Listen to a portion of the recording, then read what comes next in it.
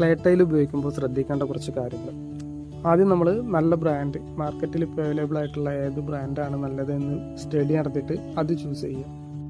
നമ്മളിപ്പോൾ ചൂസ് ചെയ്തിട്ടുള്ളത് കാലിക്കറ്റ് ഫറൂഖുള്ള കോമൺവെൽത്തിൻ്റെ ക്ലേ ടൈലാണ്.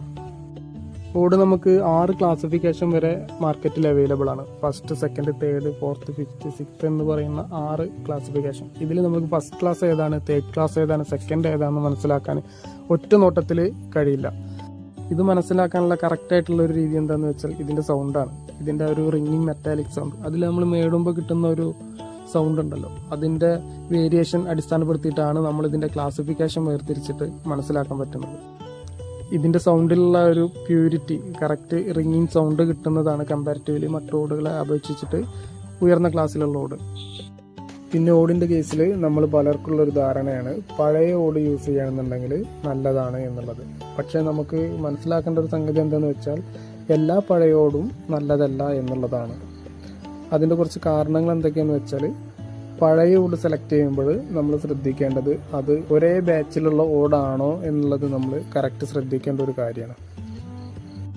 അങ്ങനെ ശ്രദ്ധിക്കാതെ വാങ്ങി വിരിച്ചിട്ടുള്ള ഒരു പഴയ ഓടിൻ്റെ റൂഫിംഗ് ആണ് ഇപ്പോൾ നിങ്ങൾ കണ്ടുകൊണ്ടിരിക്കുന്നത്.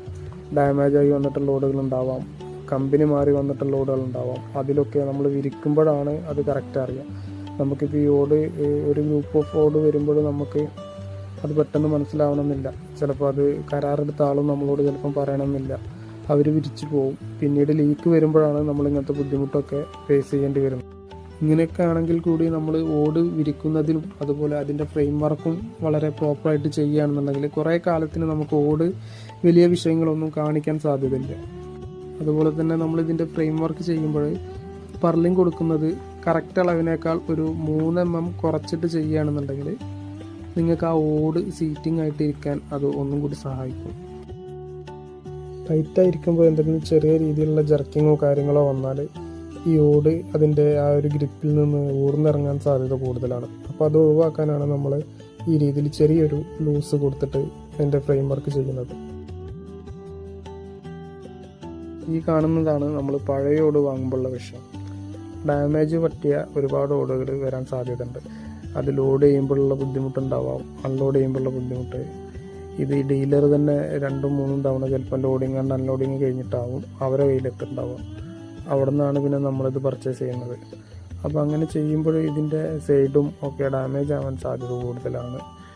പിന്നെ ബാച്ച് മാറാനൊക്കെ സാധ്യത ഉണ്ട്. അപ്പോൾ അതൊക്കെ ഒന്ന് ശ്രദ്ധിച്ച് വാങ്ങുകയാണെന്നുണ്ടെങ്കിൽ നന്നായിരിക്കും.